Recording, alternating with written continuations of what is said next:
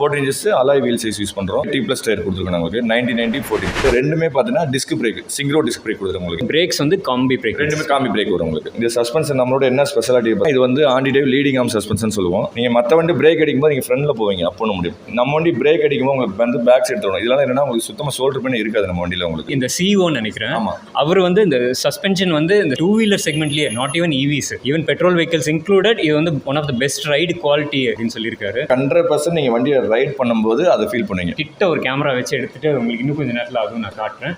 ரைடில் motor பார்த்தீங்கன்னா இது வந்து உங்களுக்கு 3.1 kW பீக் பவர் வரும் மோட்டர். என்ன பேட்டரி யூஸ்? LFP பவுச் செல் யூஸ் பண்ணுறோம் நம்ம. லித்தியம் ஐரன் ஃபாஸ்பேட், அதாவது சேஃபர் பேட்டரி, ஃபயர் ப்ராப்ளம் இல்லாத ஒரு பேட்டரி. இதோட கிரவுண்ட் கிளியரன்ஸ் எவ்வளோ? 250 mm வரும். இதோட 258 mm. நீங்கள் ரெயின் சீசனுக்கு நம்ம வண்டியில் ஒரு பிரச்சனை, நீங்கள் தண்ணியில் முக்கியோட ஓட்டலாம். IP67 rated motor and IP67 rated battery pack. இப்போ இந்த பேட்டரி பேக்கை லிட்ரலாக தண்ணிக்குள்ளே நிரப்பி அந்த தண்ணிக்குள்ளேயே விட்டு பார்க்கலாம். ஃப்ளாஷ்